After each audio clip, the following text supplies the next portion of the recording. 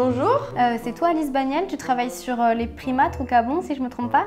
Oui, c'est ça. Et toi, tu es? Moi, c'est Anna Pastoukov, je suis étudiante en écologie. Est-ce que je peux te poser quelques petites questions? Tu étais en train d'observer des mandrilles? Oui, c'est ça. Viens, je regarde des vidéos.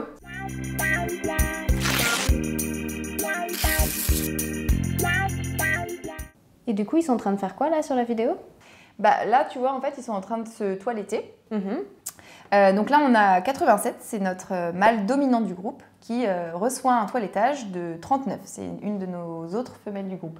Attends, mais là, il y a quelque chose que tu dis qui m'interpelle. Ils ont tous un numéro, tu les connais tous les individus? Ouais, c'est ça. En fait, on apprend à les reconnaître au fur et à mesure en étant sur le terrain. En ce moment, le groupe il contient 350 individus. Donc t'imagines, c'est énormément de temps pour apprendre à les reconnaître. Il faut avoir une mémoire énorme, surtout qu'ils doivent tous se ressembler. Bah, à la fin, on y arrive quand même. Tout le monde y arrive. Et donc là, ces vidéos, c'est dans le cadre d'un projet de recherche en particulier? Oui, tout à fait. En fait, c'est le projet Mandrilus qui a été créé en 2012 par ma collègue Marie Charpentier. Et moi, j'ai rejoint l'équipe plus récemment, en 2023, en tant que co-directrice du projet avec elle à présent. Donc en fait, ce projet, il est vraiment unique parce que c'est la seule population de mandrilles qui est habituée à l'homme au monde. On peut vraiment aller voir leurs comportements sociaux de façon naturelle. Et donc, on a une équipe d'environ 8 à 10 assistants de recherche, donc à la fois internationaux et locaux au Gabon, qui suivent le groupe tous les jours depuis 12 ans à pied et qui collectent des données comportementales. Mais ça, comment ils le font pour les collecter? Est-ce qu'il y a un outil pour noter tout ça ou comment ça se passe? Alors oui, tout à fait. On utilise une application sur smartphone, c'est super pratique. On va essayer d'enregistrer la séquence comportementale qu'on a vue en vidéo. Donc ici, tu vois, on choisit d'abord quel est l'observateur. Ensuite, on choisit notre individu focal. Donc ici, c'est 87, le mâle dominant. Donc on commence l'observation. Là, il toilette. Il reçoit un toilettage de la femelle 39. C'est dans la boîte. Et après, ça s'enregistre automatiquement? C'est ça. Alors après, tu vois, j'obtiens un fichier. Donc là, c'est la même application, mais sur ordinateur. Et en fait, toutes les données qui sont enregistrées sur le terrain, elles arrivent comme dans un fichier Excel, en fait. C'est génial. Ouais. Comme ça, après, vous les réutilisez pour faire vos données plus tard. C'est ça. Après, on formate les données et on fait plein de choses avec. Ok. Et donc toi, si j'ai bien compris, tu es arrivée sur ce projet depuis pas très longtemps. Tu faisais quoi avant? Est-ce que tu travaillais aussi sur un autre projet de recherche par rapport aux primates ou... Ouais, en fait, j'ai fait ma thèse déjà à l'ISEM, où j'ai étudié les comportements sociaux et sexuels chez les babouins Tchakma. Donc je suis partie plus de 17 mois sur le terrain pour collecter mes propres données. Et j'ai notamment montré que les mâles babouins, ils utilisaient de l'agression répétée envers les femelles, en une forme d'intimidation sexuelle pour s'accoupler avec elles. Mais heureusement, les femelles arrivent à développer des stratégies pour échapper à cette violence. Donc ensuite, je suis partie en postdoc aux États-Unis, où là, j'ai étudié le microbiote intestinal chez les Gelada. Ce sont des primates endémiques d'Éthiopie qui vivent à 4000 mètres d'altitude sur les hauts plateaux et qui ont la particularité d'être graminivores, c'est-à-dire qu'ils ne mangent que de l'herbe. Donc j'ai montré que leur microbiote intestinal, c'était un outil incontournable pour digérer leur régime alimentaire si peu calorique. Est-ce que tu connais la définition exacte du microbiote intestinal d'ailleurs? Tu as peut-être déjà entendu parler de flore intestinale? Et bah c'est la même chose. C'est l'ensemble des micro-organismes qu'on retrouve dans notre tube digestif. Alors il y a les bactéries, les virus, les champignons, ils sont très nombreux et tout ce petit peuple, il nous aide. Il a un rôle très important, ça peut être dans notre système immunitaire, dans notre système digestif ou même neurologique par exemple. En ce moment en particulier, je développe des questions à l'interface de l'écologie comportementale et de la microbiologie. C'est un lien avec la vidéo qu'on regardait au début du toilettage? Ouais, tout à fait. En fait, je cherche à tester dans quelle mesure les microbes intestinaux sont transmis socialement chez les mandrilles.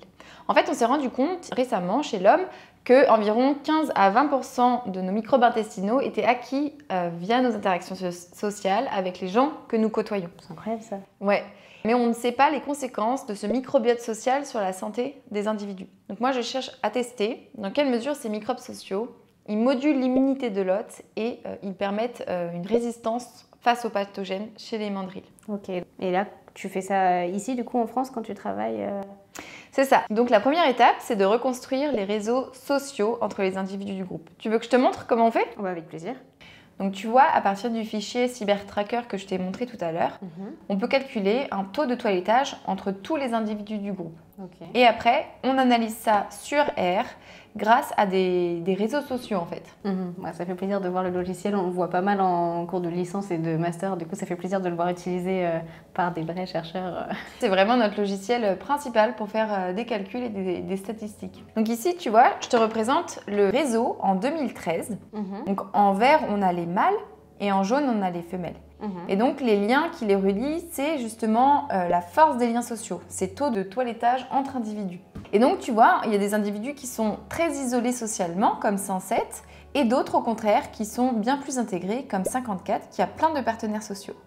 Donc moi je regarde dans quelle mesure les individus qui sont très potes, très connectés, eh ben, ils ont un microbiote plus similaire en fait. Ok, mais c'est super intéressant. Mais d'ailleurs, est-ce que la taille des cercles, c'est plus un cercle est gros, plus il a d'interactions sociales? C'est ça, exactement. Ok. Et là c'est 2013, est-ce qu'on a le même en plus récent ou... Oui, alors tu vois, le groupe en 2013, il était relativement petit, mais regarde maintenant, on a environ 300 individus. Donc le réseau, il est beaucoup plus compliqué maintenant. Oh. Voilà à quoi ça ressemble en 2022, t'imagines? Ah oui, bon, c'est pas du tout la même chose. Oh. Ouais. Mais du coup, ça doit être bien plus dur à analyser parce que déjà, il y a beaucoup plus de réseaux et puis beaucoup plus d'individus. Ouais, c'est ça, c'est un peu plus dur, mais on se débrouille. Et du coup, comment tu fais après, toi, pour caractériser le microbiote? Est-ce qu'il y a une façon spéciale pour y avoir accès ou... Alors ça se fait au labo en fait. Tu veux que je te montre, que je t'y amène? Ah bah, ça serait trop bien si c'est possible. Ok, suis-moi, on y va. Je te suis. Nous voici au labo. Trop bien. Waouh. Oh, c'est grand. Alors, on va devoir mettre une blouse, Anna. Hein. Voici la mienne et voici la tienne. On doit mettre des gants aussi? Ouais, des gants. Voici, tiens. Merci. Alors, on va d'abord récupérer les échantillons. Donc tu vois, ça c'est ce qui est collecté sur le terrain. Okay. Ragoûtant, pas vrai, c'est des caca. Ah, vous récupérez les crottes des mandrilles? Des mandrilles qu'on stocke dans le RNA Letter, ça permet de conserver l'ADN. Ok, en fait. Et vous les ramenez du Gabon jusqu'ici? Ouais, on les ramène pour pouvoir les séquencer, parce qu'il n'y a pas le séquenceur. Alice Baniel m'a donc montré et expliqué comment il faisait pour lire, décrypter l'ADN du microbiote intestinal des mandrilles. La première étape, c'est donc de prélever un petit morceau des crottes et d'extraire l'ADN de ces échantillons. De cette façon, ils ont accès à ce fameux microbiote intestinal. Cet ADN est ensuite amplifié pour obtenir plusieurs copies des fragments d'ADN et envoyé sur les séquenceurs qu'on retrouve à l'université. Et ce sont ces séquenceurs qui vont leur permettre de connaître la séquence exacte d'ADN et ainsi le génome du microbiote. En gros, c'est ça qui va leur permettre de connaître la composition du microbiote intestinal des mandrilles. Une fois que j'aurai mes séquences microbiennes, je vais pouvoir tester si les individus qui se toilettent plus, ils partagent plus de souches en commun, tu vois? Donc, s'ils ont un microbiote intestinal plus similaire.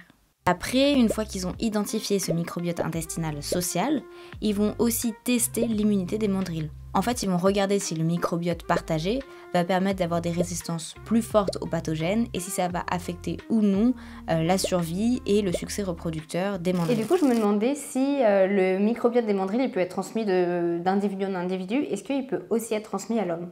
Ça, c'est une très bonne question et j'essaie d'aborder aussi ces thématiques. Donc notre groupe, il se promène au sein du parc, mais parfois il peut sortir et aller dans les champs alentours. Il raffole de manioc et de bananes dans les plantations. Et lors de ces occasions, ils peuvent être en contact avec l'humain. Donc j'aimerais bien regarder en effet ces dynamiques de transmission microbiote et pathogène entre ces deux réservoirs. Mais est-ce que ça ne génère pas des conflits aussi si les mandrilles ils se rapprochent autant de la population qui vit là-bas? Oui, ça nous arrive qu'il y ait pu avoir des tensions avec les communautés locales. Et donc en 2022, on a mis en place un système de sentinelles humains où on appelle des représentants du village quand on est avec les mandrilles et qu'on voit qu'ils se dirigent vers leur champ afin qu'ils arrivent et qu'ils les repoussent en forêt et qu'on évite ainsi les ravages aux cultures. C'est un système qui marche très bien, qui a beaucoup réduit la fréquence des conflits, mais il y a quand même des tensions qui peuvent perdurer. Donc moi, je m'intéresse à ces thématiques, notamment dans le cadre de mon travail à l'IRD. Ok. J'ai une dernière question, j'ai l'habitude de la poser toujours autour d'un thé, est-ce que ça te dit d'en boire un? Ouais, carrément. Donc Alice, maintenant que tu nous expliquais un peu ton projet de recherche, est-ce que tu as des conseils que tu pourrais donner à des étudiants comme moi qui veulent travailler dans l'écologie ou qui sont intéressés par ce domaine? Peut-être que parmi vous qui regardez, il y en a qui ça pourrait aider. Alors la primatologie, c'est un champ disciplinaire qui fait rêver comme ça. Mais je ne vais pas te le cacher, ça peut être difficile. Il faut donner beaucoup de travail, beaucoup d'énergie intellectuelle, mais aussi physique.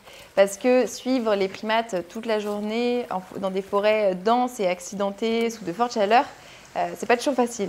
Et après la thèse, la compétition est rude pour avoir un poste. Mais selon moi, avec de la ténacité et de la passion, on peut toujours se dépasser. Moi, si c'était à refaire, je recommencerais 1000 fois, clairement.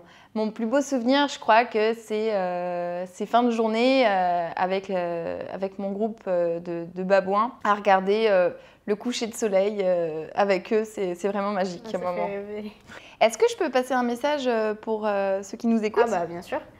Ok, toi qui nous regardes, tu peux faire partie aussi du projet Mandrius si tu le désires. On cherche souvent des assistants de terrain. Suis nos annonces sur Twitter ou Evol France. Merci beaucoup Alice pour cet après-midi. J'ai appris vraiment plein de choses, ça m'a beaucoup aidé et c'est très intéressant. Merci à toi, à bientôt. À bientôt. La dernière fois, j'ai rencontré Julien Aran du CBGP qui nous a parlé des charançons. Alors si vous voulez, vous pouvez retrouver cette vidéo juste ici. J'espère que celle-ci vous a plu. Je vous fais plein de bisous et à bientôt avec Mine de Science.